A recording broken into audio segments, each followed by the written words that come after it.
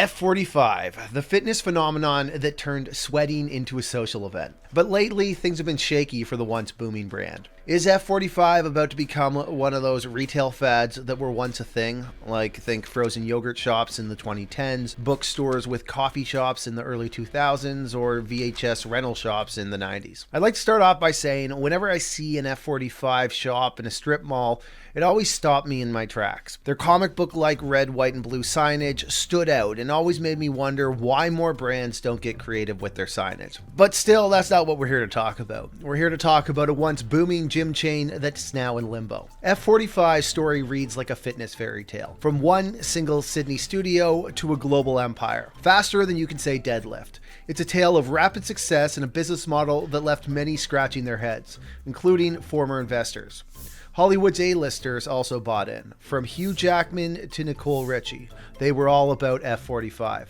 Mark Wahlberg didn't just join the party, he bought in literally, taking the company's valuation to $450 million and eventually growing to a $1.5 billion value while being listed on the NYSE. But then COVID-19 threw a slider in the mix, bringing revenues down and the company's stock price diving faster than a newbie doing burpees. And the problems didn't end there. F45's restated financials revealed a staggering $372 million loss over 2 years. Accusations of misleading investors led to class action lawsuits.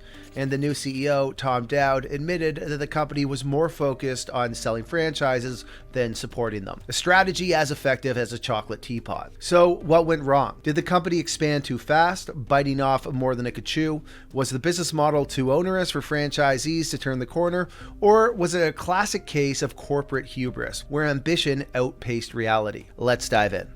F45's story began in Australia in 2013, when co-founders Rob Deutsch and Adam Gilchrist spotted a gap in the fitness industry.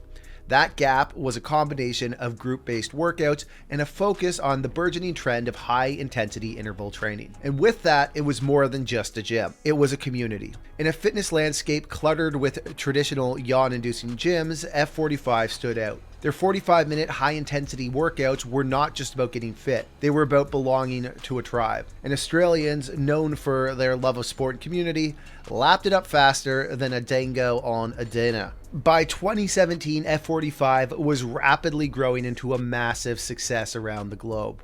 With each new franchise, the brand's momentum grew, fueled by a workout model that was as simple as it was effective. Deutsch and Gilchrist had struck fitness gold. The rush was on.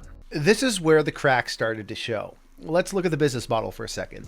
The company primarily generates revenue from franchise fees and equipment sales. It went public in July of 2021, raising a substantial $325 million in gross proceeds. Now, where it gets a little bit confusing is that in the years 2021 to 2022, F45 reported substantial net losses totaling $372 million. That's $179 million in 2022 and $194 million in 2021. Now, for a company that should mostly be just managing franchisees, you'd think that it wouldn't be that burdensome in terms of cash burn. It makes us wonder how they got into so much trouble.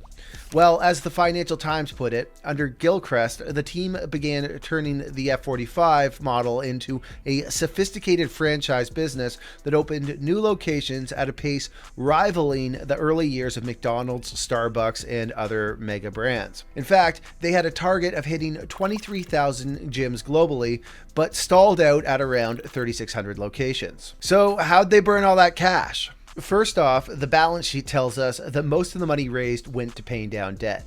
This way, the company could start off fresh when they went public on the NYSE. However, leading up to that, they spent over $25 million on interest alone in the 2 years leading to paying off that debt. Now, when we take a quick look at their income statement, it tells us that they somehow managed to lose $198 million in operating income during the first 9 months of 2021. And they did this off of just $72 million in revenue. Somehow, they're losing over twice as much as they're generating in revenue, just in terms of operating losses. Now, $198 million looks like a big number, but when we break down the cash flow statement, we can see that $86 million of that was in the form of stock-based compensation, and another $48 million of it was in derivative liabilities. So over half of the $198 million in operating loss is really just a function of non-cash related line items impacted by their financial structure and a highly variable share price. It's not really burning cash, but still, on an operating cash flow basis, they lost nearly $35 million over the 9 months, a number somewhat hard to wrap your head around. That being said, management was making sure they got paid as well. Ben Coates, the one-time interim CEO, raked in over $2 million during his year at the helm. The guy he was replacing, Adam Gilchrist, took in over $9.3 million during the first 6 months of 2022. Meanwhile, Chris Payne, the company's former chief financial officer, also took in over $7 million, and Luke Armstrong, F45's chief revenue officer, took home over $4.3 million. Over the time F45 was public, the whole management team paid themselves almost $61 million in compensation. So as the stock price waned, Mark Wahlberg joined as chief brand ambassador. But it wasn't enough to stop the losses and the lawsuits from piling up. F45 then announced they would be delisting from the NYSE in August of 2023. So ultimately, the company needed to raise more cash. No, their losses weren't as bad as they looked, but with the falling share price and scary headlines, retail investors weren't ready to carry the load.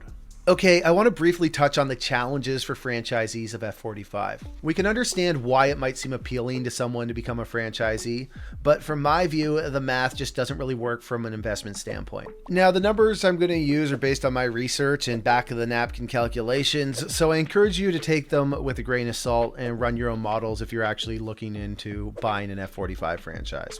So let's assume you start a club and manage to get 150 members paying you $200 per month. That means you're going to be generating revenue of $360,000. Now you have to pay a 7% royalty fee, 2% in brand fund fees, $30,000 in annual marketing fees, and then there's $6,000 in annual service fees. That means that before even touching your own expenses, you're already down to a gross revenue line item of under $300,000. Next, you have to pay rent, trainers to help organize, utilities, insurance, cleaning, maintenance, merchandise, and we will assume you will have to replace your equipment every 8 years. Of course, you may still have to pay for an annual conference, on-site remedial training, evaluation fees, and God help you if you took out a loan on your initial startup fees.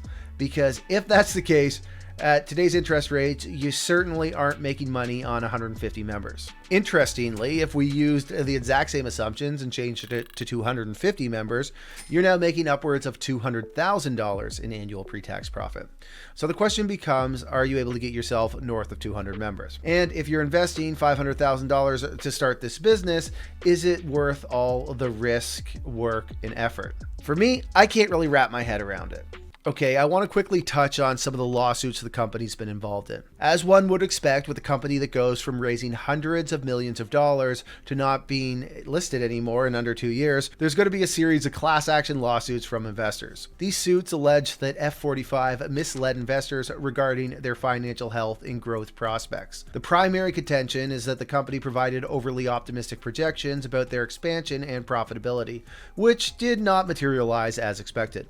The suits highlight the rapid decline in the company's stock value post-IPO and claim that investors suffered significant losses due to the alleged misinformation. Several franchisees have brought lawsuits of their own against F45, claiming similar things, like how the company misrepresented the potential profitability and also a lack of support for the franchisees. These franchisees argue that F45's aggressive expansion strategy and lack of adequate support led to financial hardships for many of the individual franchise owners. The lawsuits often cite issues such as excessive fees, inadequate marketing support, and unrealistic revenue projections provided by the company during the franchising process. There's also been some legal challenges with allegations of unfair labor practices, such as misclassification of employees as independent contractors, leading to disputes over wages, benefits, and job security. Meanwhile, F45 has received multiple lawsuits from celebrities they failed to pay.